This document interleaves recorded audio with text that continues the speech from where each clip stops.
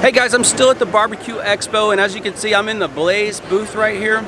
And you know I love Kamados. I've done a lot of videos on Kamados, and because of that, I get questions all the time. And this cooker right here is one of the grills I get the most questions about, and people are always asking me, what do I think of that compared to the Big Green Egg?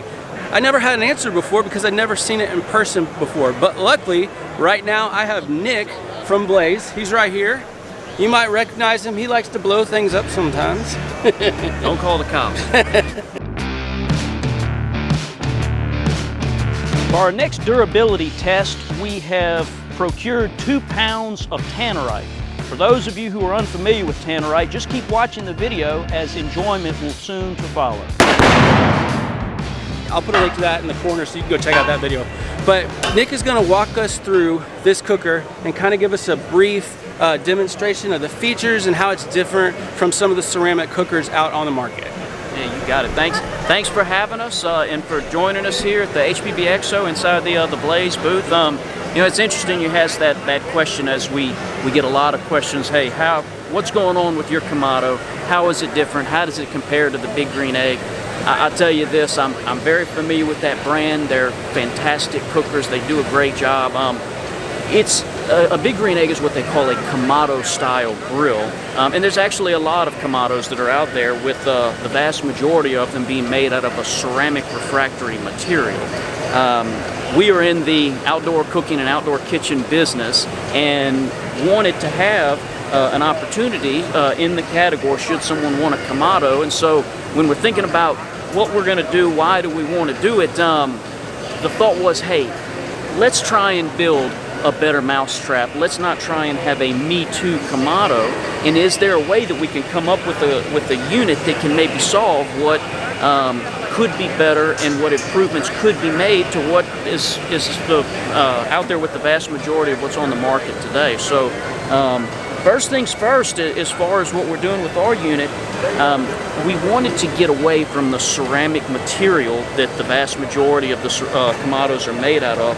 It's a fragile material, and in shipping they can be damaged in shipping. You have to be careful when you're moving around and such. And we, in the old days, were very familiar with a cast aluminum charcoal grill by the name of Portable Kitchen. Guys, there's a good chance y'all watching, your dad, your granddad, somebody had them. We sold them for years and years when we were on the retail side of the business, and it was very common to hear people say, man, that thing that we've got, it's still over there at Pawpaw's house. 20, 30 years old.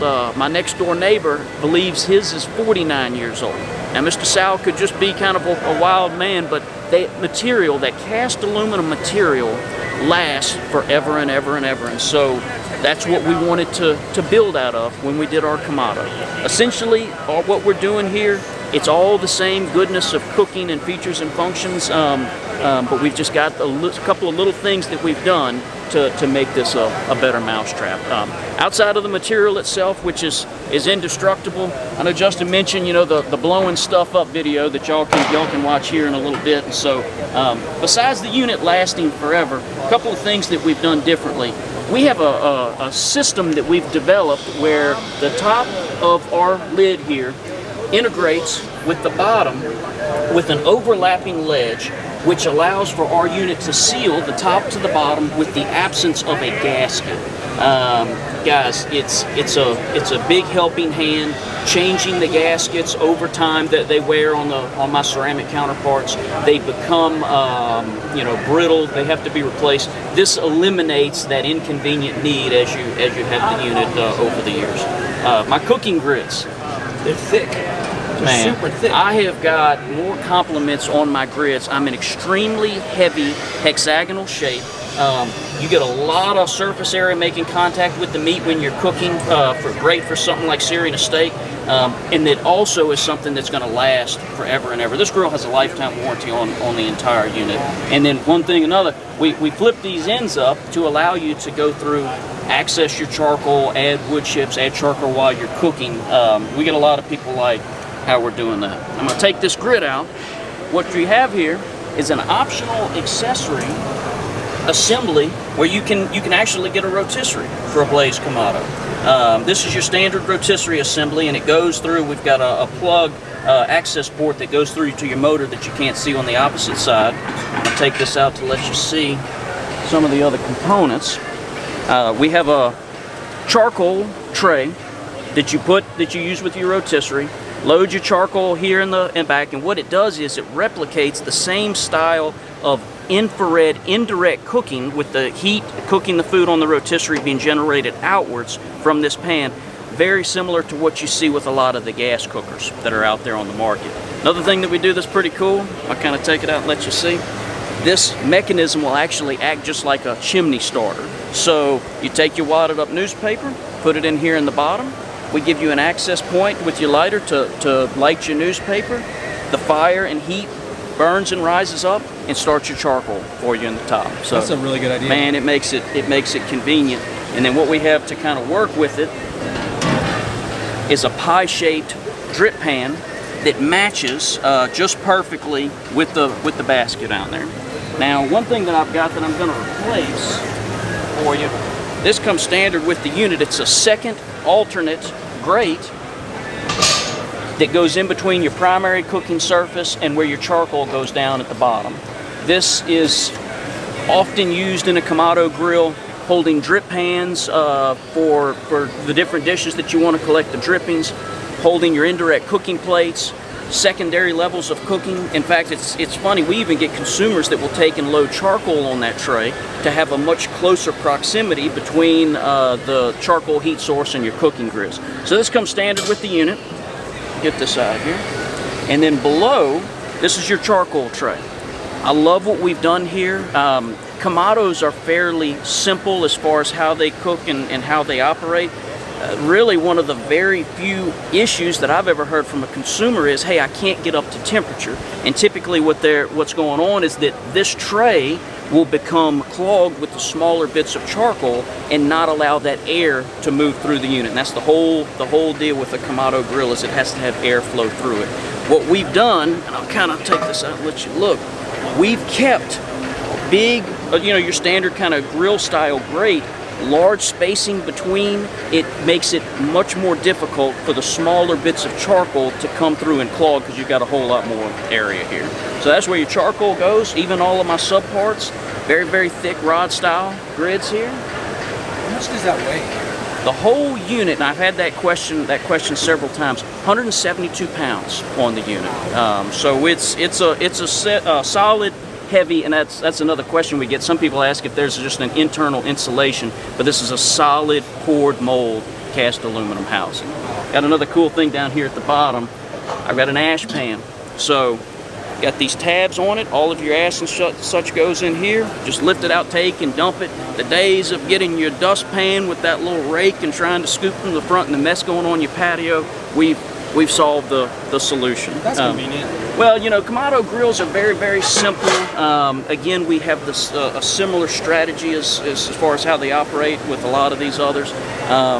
This material, though, besides lasting forever, you can use any type of charcoal in it, whether it's a lump style charcoal that is required by the vast majority of the ceramics, or you could use a Kingsford style charcoal briquette. You can also use any ignition method, so that's lighter fluid, whatever you want to do as far as operating this unit, you can do it inside the Blaze Kamado and you're not going to hurt anything. That is amazing. So yeah, we've been pleased. We've been really pleased. Some of the questions I've gotten, if you don't mind me asking, sure. How does it hold up to the extreme heats of a Kamado, like because it's aluminum? Being on video, I'll choose my words carefully, but we have a test that we do. Let me see how I can word this. The alcohol-induced Maniac test. Ultimately, what it is there a link on YouTube of this test? Please tell me someone. For liability reasons. No, this has never happened. I must defer. No. When we test these products, we need to see what's the worst thing that can happen to it, and how is that going to affect the unit. So here's what the stress test. Yes, just loaded it up full of charcoal, brimming full, opened up all the vents, walked away. We were roughly 1,300 something degrees on this unit. I don't know that you would want to cook on this thing at that temperature. Just approaching it, my goodness, it was so very hot. Yeah. And think that there was actually a bit of a sledge-style hammer, slammed it. There was a fence issue. If that would have happened. It's all theoretical is what we're talking about, but I feel very confident that an individual is not going to be able to cause any problems, heat-related melting or anything like that on this piece. Awesome. Right. Okay, so it's pretty much indestructible. Yes. You've established that. Yes. Over and over again. Yes. Links in the description box. What is your warranty officially? Lifetime warranty on the whole thing. On everything? On everything. Every single part of this unit. Including the thermometer. Wow. Including the thermometer. You know, there's something different with the barbecue grill than any other appliance in the home. I heard a refrigeration guy's feelings one day doing a talk with a distribution partner. I haven't ever found anyone come up to the family's dishwasher and say, my goodness, we've washed a lot of pots and pans over the years, and look at it with admiration and say, you know, upon my family's death, I'd like to inherit the family dishwasher. But there's something different with that barbecue grill. You know, we're not in the outdoor cooking business. We provide products where consumers can build these outdoor areas to spend the time with their friends and family and create those memories in those moments. And I think that in itself makes someone say, you know, I want mom and dad's barbecue grill. Sure, of so course. It's a big part of it. Well, that was awesome, Nick. Thank you very much. How much does something like this go for? Yeah, sure. You know, you can get the cooker itself. I find that you can find these things retailing in the dealer's showroom. Normally anywhere between that $1,800–$1,900 price point. Okay. And where can people go to find more information about this? Yeah, you can go to blazegrills.com. We actually have a dealer locator where you can type in your zip code. It'll pop up with all the individual dealers that are out there in your local area. We have over 1,200 throughout the United States and Canada. And then there's also different links where you can find various online retail folks that are also selling our products. All right. Thanks a lot, Nick. That was great. I really appreciate your time. Thanks so much, guys. Appreciate it. All right, bye-bye.